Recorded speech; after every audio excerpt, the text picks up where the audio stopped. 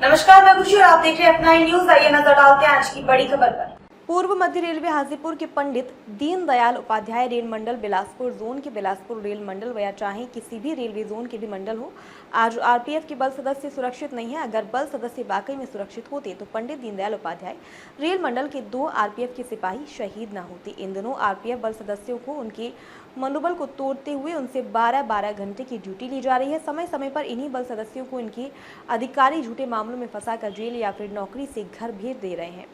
आखिर समझ में नहीं आता कि सारी गलती अगर बल सदस्यों की है तो फिर इनकी गलती में इनके डिवीजन के अधिकारियों को फिर उस गलती के लिए जिम्मेवार क्यों नहीं माना जा रहा, जबकि सिक्योरिटी सर्कुलर 1/2022 लागू होने के बाद भी सिक्योरिटी सर्कुलर का अनुपालन भी सही तरीके से नहीं किया जा रहा है। और कई ऐसे उदाहरण हैं जहां सिक्योरिटी सर्कुलर का अनुपालन नहीं किया गया है, जबकि सिक्योरिटी सर्कुलर 1/2022 में स्पष्ट लिखा हुआ है कि क्रप्स प्रैक्टिस करते हुए कोई बल सदस्य पकड़े गए तो उनके साथ उनके ऊपर के अधिकारी भी नपे जाएंगे।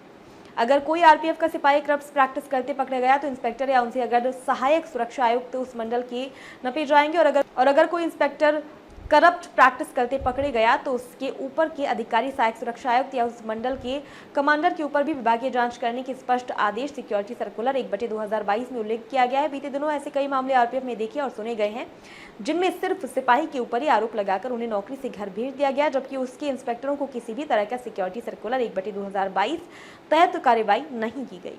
बिलासपुर डिवीजन में एक सिपाही के द्वारा उनके कमांडेंट के द्वारा तंग किए जाने पर जहर पीकर आत्महत्या करने के लिए बिलासपुर डिवीजन के कमांडेंट के ऊपर आज तक कोई कार्रवाई नहीं हुई। ये भी एक चिंता का विषय है आने वाले समय में, और इसी का फायदा आरपीएफ के अधिकारी उठा रहे हैं, क्योंकि इन पर कोई कार्रवाई नहीं होती। इसलिए ये मनमाना काम करते इनके डिवीजन के इंस्पेक्टर को खुलेआम भ्रष्टाचार करने के लाइसेंस देते हुए भ्रष्टाचार करने की खुली छूट देते रहते हैं, वरना अवैध वेंडर से लेकर तस्करों के द्वारा इंस्पेक्टर के कारखास के माध्यम से ट्रेनों में अवैध व्यापार नहीं करते, चूंकि अब इंस्पेक्टर भी बेचा रही हैं।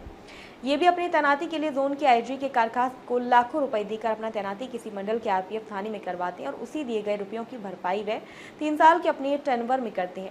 हालांकि रुपए किन्हीं साल 2 साल में भी वसूली के माध्यम से कर ही लेते हैं। मतलब कि ऊपर से नीचे तक भ्रष्टाचार ही भ्रष्टाचार दीमक की तरह से फैला हुआ है, और उसके बाद भी खुद को ईमानदार कहकर डीजी आरपीएफ के सामने ईमानदार छवि को प्रस्तुत करते हैं। हालांकि वे ईमानदार हैं नहीं, ठीक इसके विपरीत है। हमने देखा और जाना इनकी ईमानदारी को और परखा भी है समय समय पर इनकी ईमानदारी को, अतः जब तक डीजी आरपीएफ का इन जोन और डिवीजन में बैठे आरपीएफ के अधिकारियों के ऊपर नजर नहीं पड़ेगी, ऐसी मनमानी करते रहेंगे और ये बल सदस्यों का दिन प्रतिदिन अपना निवाला बनाते रहेंगे।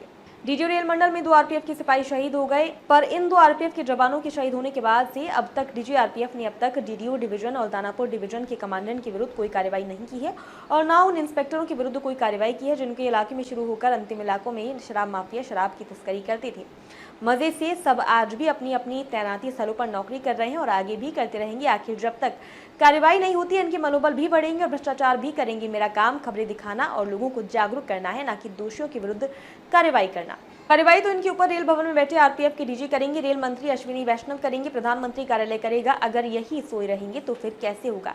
इन आरपीएफ के बल सदस्यों का भला आप नई बहाली ले नहीं रहे, और जो बहाली है उन्हें 12-12 घंटे यार्ड और ट्रेन स्काउटिंग में ड्यूटी लगाकर उनके परिवार बच्चों से दूर कर रहे हैं, जिससे वह बल सदस्य अंदर से कमजोर हो रहे हैं। इनकी मानसिक स्थिति कमजोर हो रही है। इसी का परिणाम है किन्हीं आरपीएफ के सिपाही तो किन्हीं आरपीएफ का सिपाही आत्महत्या कर मर रहे हैं। आखिर इन मौतों की भरपाई कौन और कैसे करेगा? उनकी मौत के बाद इनके परिवार और बच्चों को कौन संभालेगा? ये एक बड़ा सवाल है। डीजी मनोज यादव साहब, आपसे और आपको अब सोचना होगा इन आरपीएफ के बल सदस्यों के ऊपर बरपाई जा रही है आपके डिवीजन और जोन में बैठे आपके आरपीएफ के अधिकारियों के विरुद्ध, जिन्हें डिवीजन और जोन में आते ही कुछ पहले से जमे आरपीएफ के कुछ चाटुकार से प्रेरित होकर ये छोटे बल सदस्यों का ही अपना शिकार बनाते हैं। दर्शकों को बता दें कि आगे भी इस तरह की खबरें F9 न्यूज बहुत ही धड़ल्ले से दिखाता रहेगा। F9 न्यूज न कभी किसी से डरा है और न डरेगा। F9 न्यूज के लिए असीम कुमार सामंत की रिपोर्ट। अब तक के लिए बस इतना ही, फिर होगी आपसे मुलाकात ऐसी एक और बड़ी खबर के साथ। तब तक के लिए नमस्कार और देखते रहिए F9 न्यूज। खबर बड़ी और खास होगी, असल वजह की तलाश होगी, दुनिया भर के हर गांव, शहर, गली, मोहल्ले पर नजर हमारी होगी। खुलेंगी पर्दें, जहन में उठे हर सवाल की बात होगी, हर वो जवाब जो है आपके लिए जरूरी। जिम्मेदारी हमारी होगी। हमारी खबरों में कुछ हटकर होगी बात। देखिए सिक्के के दोनों पहलू F9 न्यूज के साथ।